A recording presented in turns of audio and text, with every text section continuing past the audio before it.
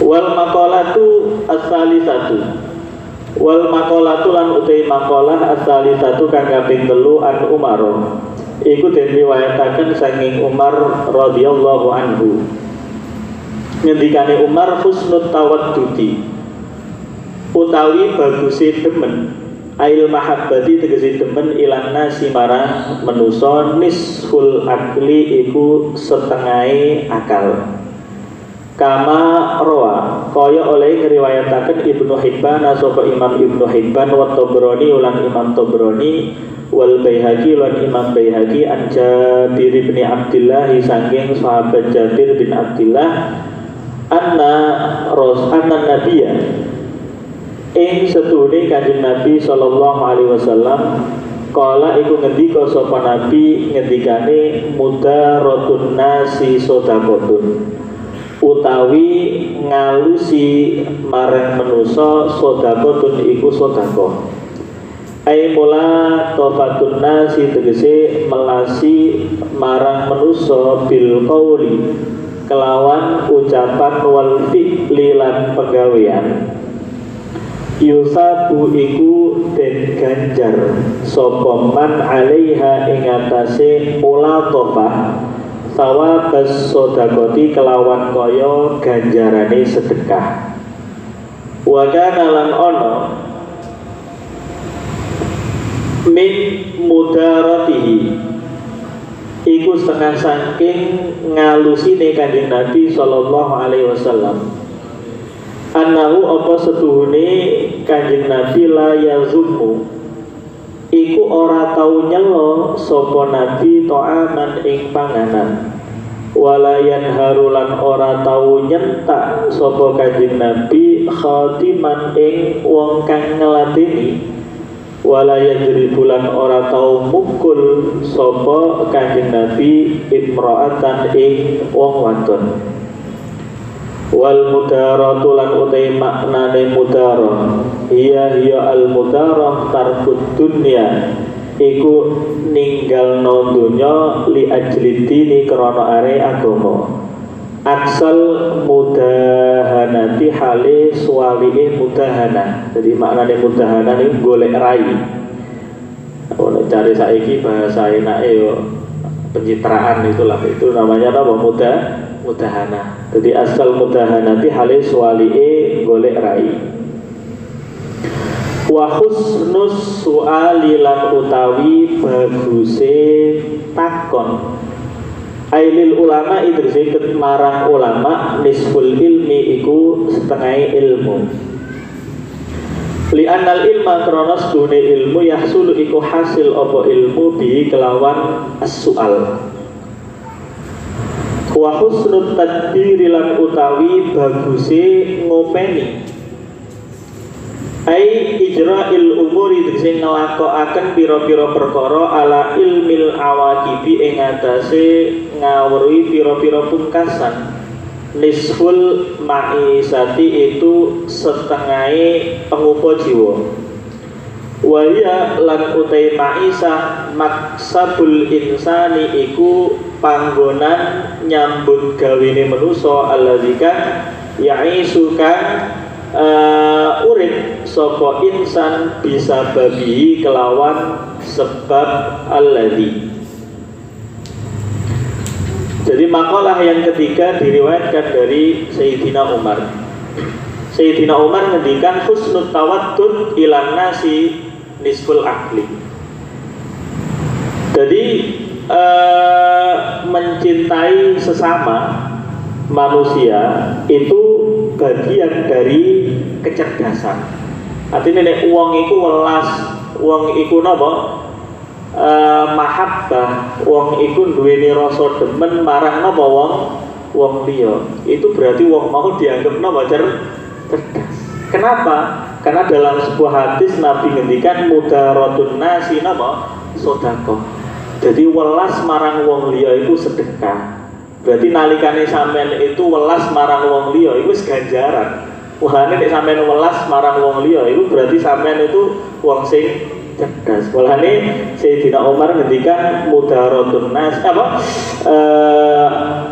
husnul tawaddud ilan nas nisful akli. Jadi seneng marang wong liya itu bagian dari kecerdasan seseorang. Kenapa? Karena Nabi dalam hadis ngendikan mudaratun nas sedekah. Artinya nalikane sampean itu welas marang wong liya, maka sampean bakal oleh ganjaran koyok ganjarane napa?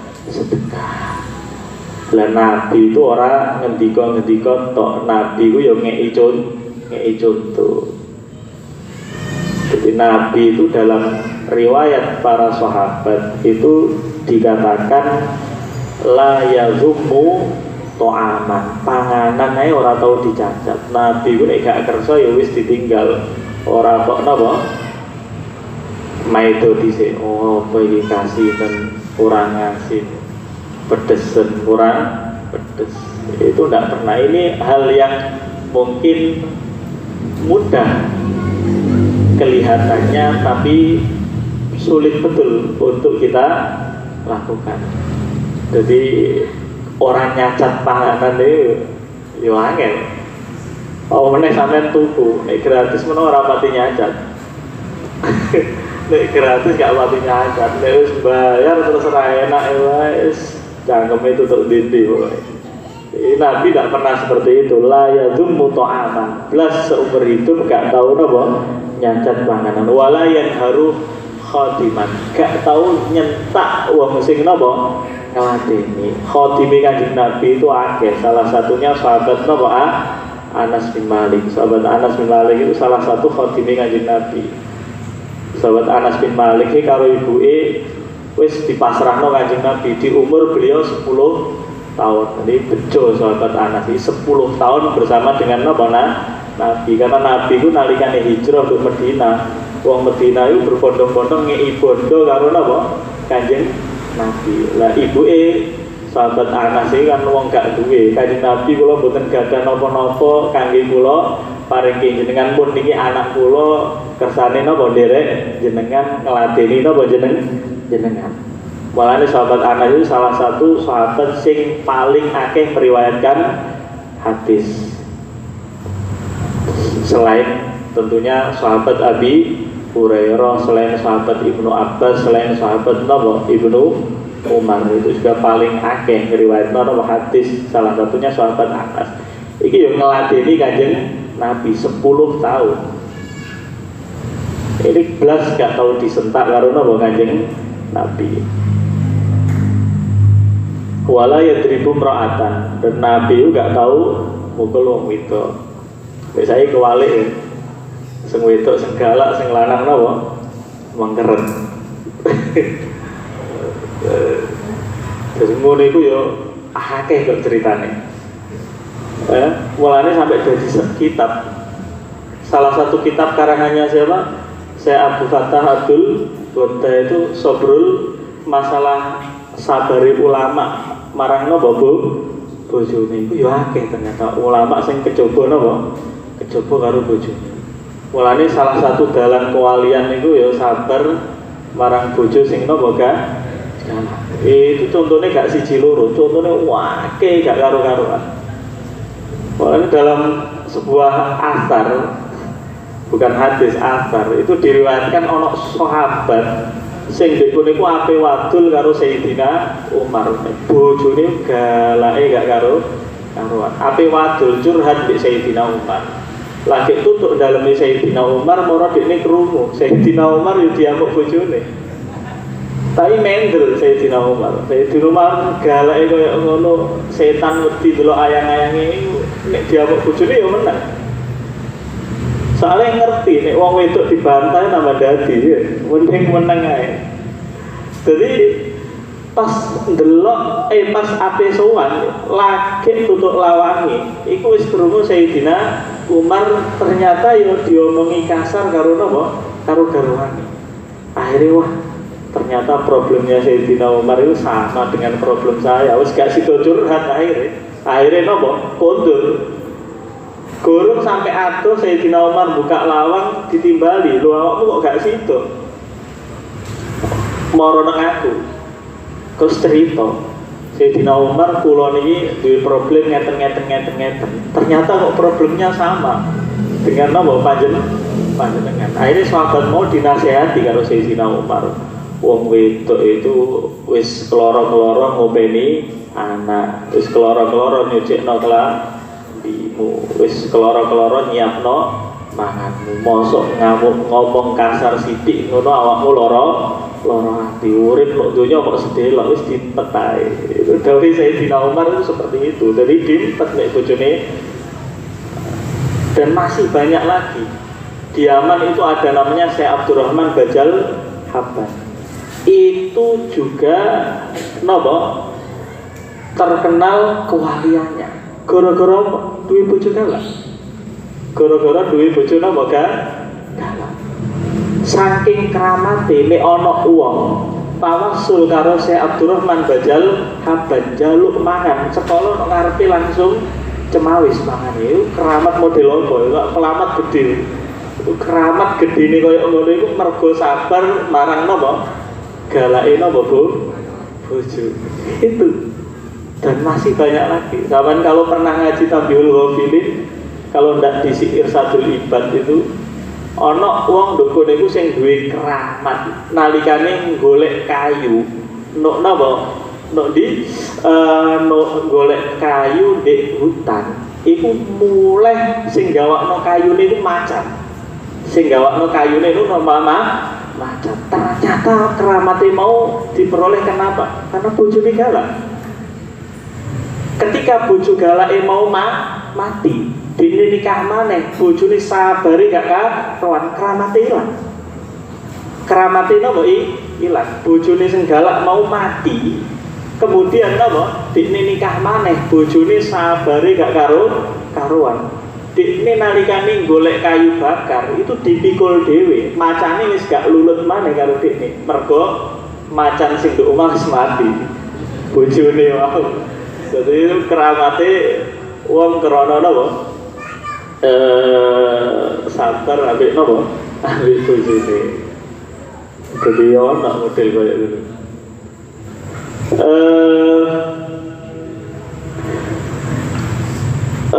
Kemudian Sayyidina Umar ngendikan maneh wa husnus su'ali nisful ilmi. Jadi bagusé pitakon ailil ulama, marang ulama iku nisful ilmi, sebagian dari napa ilmu. Jadi Imam Ibnu Sirin pernah ngendikan lil ilmi akfulatun. Jadi ilmu itu punya beberapa napa kunci. Wa mafatihuha al mas'alah. Dan kunci-kunci itu bisa terbuka dengan napa masalah. Artinya napa takon. Artinya dengan napa bertanya. Maka dulu saya dikasih cerita oleh guru saya ketika ngaji Fathul Mu'in itu, beliau selalu cerita tentang masalah Imam Buwaiti. Beliau mengatakan kila yusamma Buwaiti li'annahu bati'ul fahmi. Karena Imam Buwaiti kila seperti itu. Ada yang mengatakan dikatakan Imam Buwaiti dinamakan Buwaiti itu nisbat li bati'il fahmi. Ada riwayat yang seperti itu. Jadi Imam Buwaiti itu muridnya Imam Syafi'i yang paling lemah napa pemahamannya daripada yang lain, daripada Imam Muzani, daripada napa Imam Robi. Itu paling lama pemahamannya itu Imam Buwaiti. Dikatakan Imam Buwaiti itu karena beliau pemahamannya lambat, maka ketika yang lainnya, ketika beliau belajar dengan Imam Syafi'i, yang lainnya sudah pulang, itu beliau masih yulazimul Imam As-Syafi'i, yang tidak yang tidak paham ditanyakan, terus ditanyakan seperti itu. Akhirnya ketika seperti itu, maka ketika Imam Buwaiti bertanya kepada Imam Syafi'i sausai daras, maka faedah yang tidak beliau sampaikan ketika daras itu keluar semua ketika ditanya oleh Imam Buwaiti. Maka kemudian setelah Imam Syafi'i wafat, Imam Syafi'i menunjuk khalifah ya Imam Buaidi. Jadi krono napa? Krono husnus soal lil imamish Syafi'i. Jadi panjen wong thalabul ilmi itu ya salah satu syaratnya kudu napa? Kudu sabar. Jadi kudu napa? Sabar. Ada seorang mufti di Tarim itu, beliau cerita dulu itu fi awali thalabil ilmi saya belajar Safinah itu sampai 5 kali. Jadi, Safinah itu pengen 5 di bulan balik. Saya gak paham di balik ini Safinah. Terus sampean wis meliti hantam sepisan ra gelem balik. Padahal kan maca ya ndak iso, tapi kan balik ini gak gelem. Jadi beliau mengulang sampai nomor 5 kali. Baru kayak sabari beliau, akhirnya beliau nopo hasil oleh thalabul ilmi jadi salah satu udhun min a'dha'il mufti Fitarim, dari anggota nopo mufti Fitarim. Itu baru kayak sabar. Tentunya baru kayak nopo, tentunya irsadi nopo ustadzin juga, karena petuah guru itu sangat penting di dalam bertalabil ilmi. Mulane syarat dalam alalatan alul ilma itu kan dikatakan wa irsadi ustadzin. Jadi belajar dengan petunjuk daripada guru itu adalah merupakan hal yang paling penting, tentu tanpa menafikan yang lain, tapi paling penting itu adalah irsadu ustadzin, bimbingan dari seorang guru. Maka Habib Salim itu pernah ngendikan tentang masalah ini. Beliau itu selalu dalam muhadharahnya ngendikan man ta'allamal fiqha minal kitab faqad ghayyarul ahkam. Jadi man ta'allamal fiqha minal kitab faqad ghayyarul ahkam. Ketika orang itu belajar fikih dari kitab tanpa petunjuk napa guru, faqad ghayyarul ahkam, maka potensi besar dia akan merubah napa hukum karena kefahaman yang salah, karena tidak ada petunjuk daripada napa guru. Kemudian beliau juga ngendikan wa man ta'allamat tib minal kitab faqad qatalal anam. Ketika orang belajar ilmu kedokteran dari kitab faqad qatalal anam, maka dia punya potensi untuk napa? Membunuh orang lain. Contoh mudahnya yaitu tadi, ketika sampean sering di sekolah dulu di pondok itu dijelaskan ada kalimat habbatus sauda sifaun min kulli da. Jadi jinten ireng itu adalah obat dari segala penyakit. Jadi delalah kitabe napa? Mangsine blobor. Jadi asale titik siji dari titik loro. Sing asale habbatus sauda jadi hayatus sauda. Jadi dekne macane hayatus sauda utawi ula kan ireng iku sifaun min kulli da. Akhirnya kemudian dipraktekno ana wong nombo dikeki napa? Ula ireng mati akhirnya. Wong ula sing racun. Itu salah satunya implikasi dari dawuhe Habib Salim tadi, man ta'allamat tibba minal kitab faqad qatalal anam. Kemudian beliau ngendikan lagi wa man ta'allamal falak minal kitab faqad ghayyarul layali wal ayyam.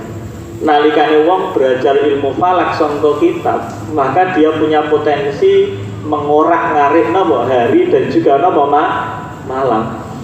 Karena ilmu falak kan ilmu tentang napa penanggalan. Nek cara hitungane salah kan berarti dinane ya napa morat manis. Di akhir Habib Salim ngendikan waman ta'allama minasyaikhi faqad salima wassalam. Ketika orang itu napa belajar ilmu-ilmu tadi minasyaikh dari guru faqad salima wassalam, maka dia akan selamat dan memberi tentunya keselamatan terhadap orang lain. Orang jadi zolun mudil lun. Wis pahami salah di ngajekno pisan, akhirnya sing melok ngaji ya melok salah.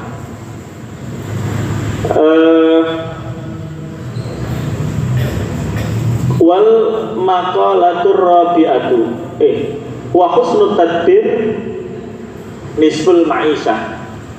Jadi bagusnya ngopeni itu bagian dari pendapatan atau bagian dari kehidupan. Jadi uang itu nek gelem nekuni satu bidang, maka itu bagian dari maisah dia. Artinya uang itu narikane nyambut gawe itu pastikan dari rezeki kabeh karo pangeran. Tapi nantinya ketika orang itu mau memulai usaha, pastikan dia itu punya istilahnya riset tentang usaha tersebut, kira-kira masuk atau tidak ketika di daerahnya itu membuat usaha ini masalah dan seterusnya. Kemudian ditenani, orang kok duit kemudian diculno wis ditinggal, itu tidak seperti itu. Jadi artinya orang itu bisa sukses kalau dia punya sifat namanya husnul takdir. Artinya open kan? Artinya dikne open marang usaha. Nah itu nisful maisah, bagian dari maisah dia. Artinya nalikan sampean open terhadap satu usaha, sampean telateni tenan, maka prosentase usaha tersebut berhasil itu besar. Maka ketika sampean bertolakul ilmi di pondok juga dulu seperti itu. Dulu di pondok itu mata pelajarannya satu kelas kadang 12. Itu dicakup KB kira-kira ndak iso. Maka paling tidak kita punya skala prioritas. Artinya sampean lebih condong ke nahwunya atau condong ke fikihnya. Artinya ada skala prioritas, bukan artinya mengesampingkan yang lain, tidak, tapi sampean lebih fokus ke satu bidang. Itu biasanya luwih cepet yang seperti itu. Karena kalau dicakup kabeh kan tidak bisa.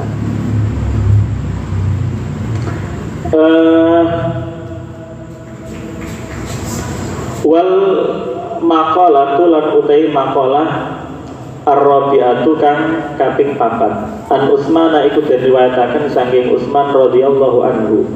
Ngendikane man tarokat dunya. Man utai sapane wong taroka iku lamun tinggal sapa man ad-dunya ing dunya bi an aqalla. Gambare yen to nyithikaken sapa man as-siba ing wareng wal aklalan mangan wa abghadalan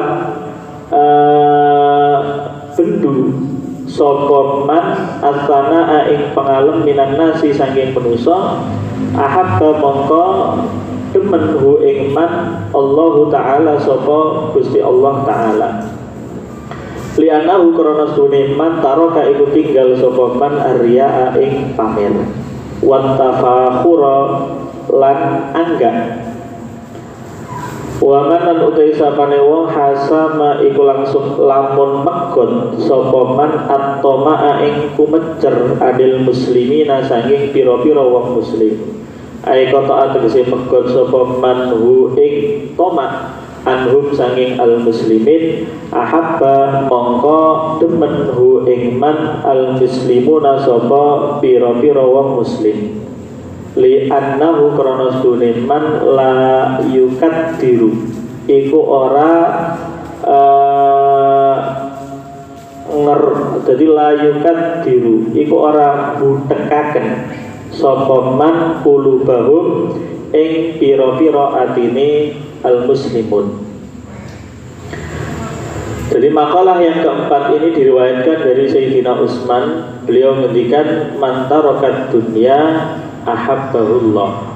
Jadi sapa wonge sing ninggalno dunya maka Allah akan mencintainya. Artinya tarkut dunya itu bagaimana? Bi an aqallas siba wal akal. Jadi bak taswiriyah. Jadi contohnya ninggalno dunya itu kaya apa? Ora tau napa mangan sampai napa wareg. Contohnya maneh wa abghadus sana napa minan nas. Ora seneng dilem karo napa manusa. Lah wong sing kaya ngene iki dawuhe Sayyidina Utsman ahabbahullah taala, maka dia akan dicintai oleh napa Allah. Karena wong iku nek wis ora gila pengalem sangka napa wong liya, maka tidak akan ada lagi namanya napa riya. Jadi ora ana maneh jenenge napa riya, ora ana maneh jenenge napa sum'ah. Anane wong iku sum'ah, anane wong iku riya. Itu kan mergo dekne isih pengin oleh pengaleme manusa. Sum'ah itu kan pengin viral itu istilahnya kalau sekarang. Tadi pengen apa viral, pengen viral api. Riya itu pamer napa nalikane napa ibadah. Itu semua punjeri atau sebabnya apa? Sebabnya ya karena wong mau dia masih mahabbatus sana napa minan nas isih duweni rasa seneng nek dilem karo wong. Lah wong pamer lak pengen dilem istilahnya. Jadi pamer itu kan pengen dilem. Mulane riya itu salah satu sebabnya yang mergo wong mau isih seneng dilem karo wong liya. Mulane wong nek wis gak duweni rasa seneng dilem karo manusa itu ahabbahullah, karena pasti ibadah yang dia lakukan akan bersih dari sifat nabari, bersih dari sifat riya. Waman taraka dzunuba waman lan utai sapane wong, belum saya baca tadi. Waman lan utai sapane wong iku taraka lamun tinggal sapa man az-dzunuba ing pira-pira dosa ahabba mongko tumenhu ing man al malaikatu sapa malaikat li'annahu karana sedune man layut ibu iku ora ngangelaken sapa man al katabata ing pira-pira malaikat kang nulis alladzina rupane wong akeh yang tubuna kang padha nulis sapa alladzina as-sayyiati ing pira-pira keolonan. Jadi wa man taraka az-dzunub ahabbahul malaikat. Dawe Sayyidina Utsman nalikane wong iku ninggalno dosa, maka dia akan dicintai oleh para malaikat. Kenapa? Karena dawe Syekh Nawawi li'annahu la yuhibul katabah alladzina yaktubuna sayyi'at. Karena dene gak ngangelno malaikat sing nulis amalno mbok elek.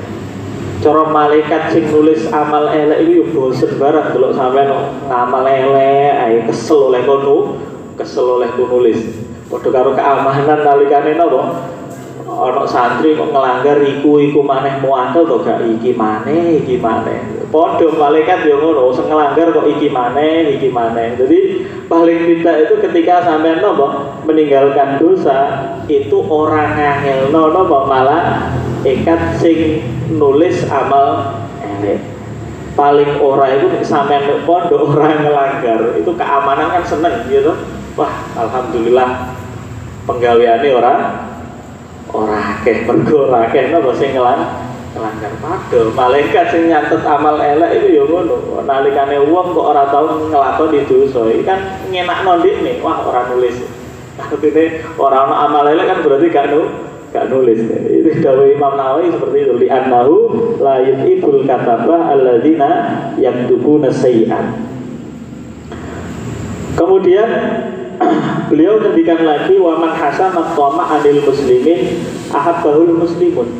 Nalikane sampean gak duwe sifat toma marang wong liya, maka wong liya bakal seneng karo sampean karena sampean gak ngrewuhi. Nek wong duwe sifat toma itu senenge ngrewuhi. Jadi li'annahu la yukaddiru qulubahum. Jadi nalikane wong iku kok megot rasa kumecer terhadap napa orang lain, terhadap tetangganya, saudaranya dan yang lain-lain, ahabbahul muslimun. Karena enggak ngrewi. Wong nek duwe sifat tomak kan